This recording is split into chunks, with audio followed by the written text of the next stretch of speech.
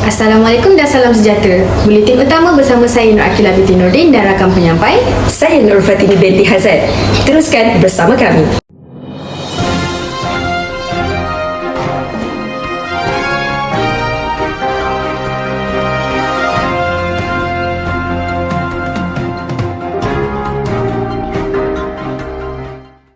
Pada hari ini dapat kita perhatikan bahawa pembangunan yang rencam kian mendominasi segenap bumi Malaysia. Namun, tanpa kita sedari, di sebalik kemajuan dan kecanggihan mekanisme yang dicapai telah mengundang bencana, khususnya berkaitan pelestarian alam sekitar. Salah satu daripada bencana alam tersebut ialah banjir kilat yang kini kian menjadi isu nasional dan sering diperdebatkan.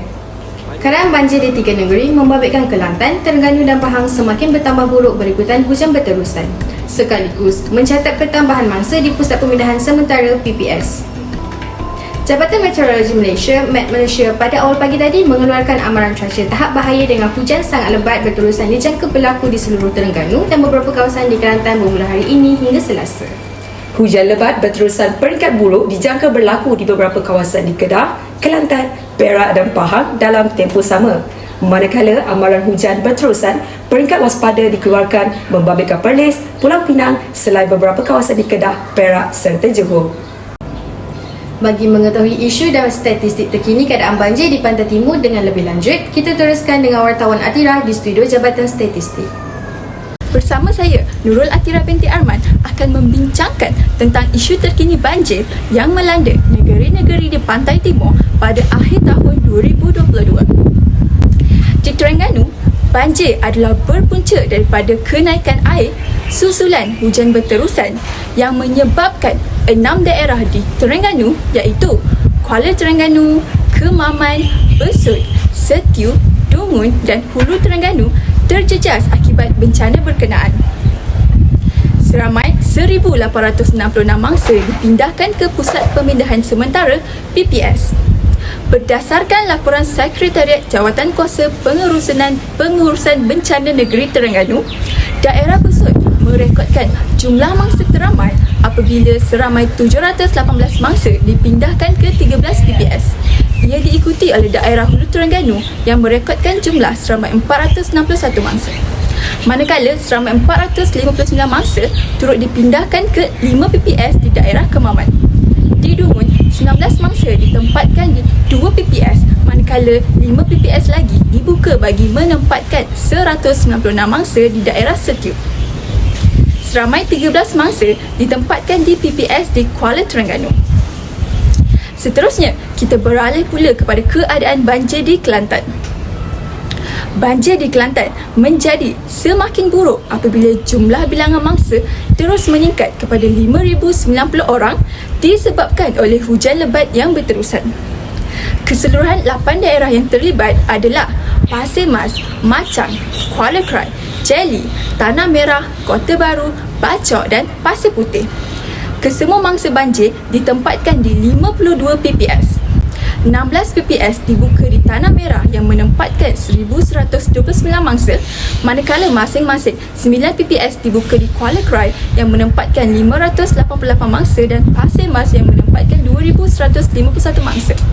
Seterusnya, 6 PPS turut dibuka di Machang dan Pasir Putih yang menempatkan 523 mangsa dan 418 mangsa. 3 PPS turut dibuka di Kota Baru yang melibatkan 100 mangsa, 2 di Jelly yang melibatkan 172 mangsa dan 1 di Bachok yang membabitkan 9 mangsa. Akhir sekali, hujan lebat serta ribut petir yang berlaku di beberapa tempat menyebabkan Pahang dilanda banjir apabila seramai 594 mangsa ditempatkan di 5 PPS di 2 daerah iaitu Kuantan dan Raub. Pengarah Angkatan Pertahanan Awam Malaysia Pahang, Cik Adam A. Rahman berkata 4 PPS di daerah Kuantan mula dibuka bagi menempatkan seramai 554 mangsa, manakala di Raub seramai 40 orang mangsa banjir ditempatkan di PPS Dewan Kampung Piadong. Sekian daripada saya. Banjir yang melanda negara kita telah mengejutkan pelbagai pihak. Masing-masing sibuk mengutarakan pendapat mereka tentang faktor-faktor yang mendorong wujudnya fenomena alam ini. Bersama kita, wartawan Amir, lintas langsung dari PPS. Ciri-ciri iklim Malaysia ialah mempunyai suhu yang seragam, kelembapan yang tinggi dan hujan yang banyak. Walaupun hujan yang banyak merupakan faktor yang menyebabkan banjir, namun di Malaysia kita perlu melihat dengan skop yang lebih luas lagi. Timbalan Menteri Besar Negeri Kelantan, Nik Muhammad Ahmad bin Abdullah berkata, terdapat beberapa punca terjadinya insiden banjir pada tahun ini yang berada di luar jangkauan. Ya, kalau kita tengok sepekan lalu ni, nombor satu ialah kerana hujan yang lebat turun dalam tempoh yang sekejap. Dan yang kedua adalah isu peparitan lah. Ada setengah kawasan tu memang peparitan, ada setengah tu kawasan parit sudah ada tapi tidak dijaga dengan baik. Tambahnya lagi, banjir sering berlaku apabila air yang bertakung di sesuatu tempat tidak dapat mengalir ke kawasan yang rendah untuk dialirkan ke sungai. Apabila hal ini berlaku, terjadilah banjir setelah hujan lebat turun selama beberapa jam.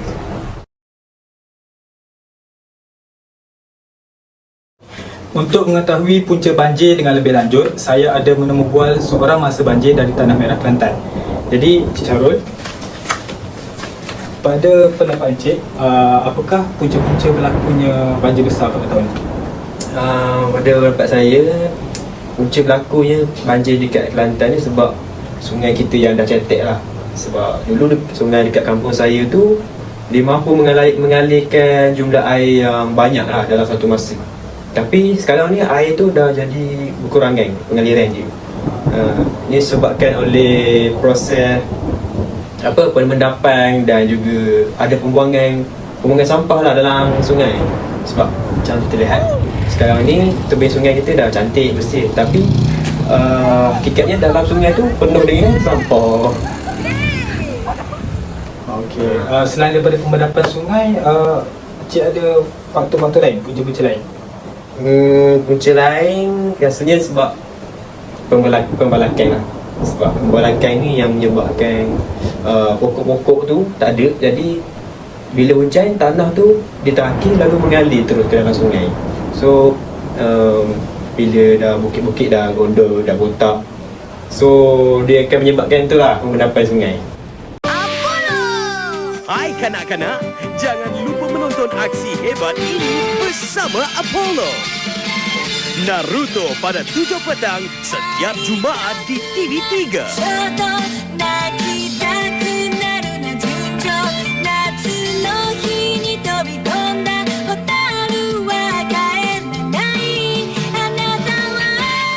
Dipersembahkan oleh Apollo. Enak selalu. Terima kasih Akila dan Fatini yang berada di studio bersama saya Nur Atirah Kamila binti Abdul Rahim dari Dungan Terengganu. Berita pasca banjir dari Dungan Terengganu. Terdapat banyak rumah, kedai dan juga sekolah ditenggelami air disebabkan oleh banjir yang agak teruk pada tahun ini. Jadi, pihak kerajaan telah berusaha sedaya upaya untuk merangka strategi bagi membantu mangsa banjir di Dungan Terengganu. Di sini juga bukan sahaja rumah dan sekolah yang musnah, tetapi tanaman dan juga haiwan ternakan turut mati disebabkan oleh banjir. Air yang lambat surut menyebabkan banyak haiwan dan tanaman mati disebabkan oleh mereka tiada tempat untuk berlindung. Hal ini menyebabkan ramai penduduk sekitar kawasan Dungan Terengganu mengalami kerugian yang sangat banyak. Anak kecil meniti-titi. Jaga diri, hati-hati. Sekian dari saya, kembali ke studio. Terima kasih wartawan Camelia litas langsung dari kawasan perumahan Dungan Terengganu. Mantan Menteri Belia dan Sukan pernah menyatakan bahawa kita seharusnya bersyukur dengan nikmat yang diberikan Tuhan dan harus berkongsi nikmat kita ada dengan orang lain yang memerlukan. Jelaslah di sini bahawa kita tidak harus lokek dalam menghulurkan sumbangan kerana cubit paha kiri, paha kanan pun sakit. Bagi yang ingin menyalurkan sumbangan, bolehlah ke nombor akaun yang tertera.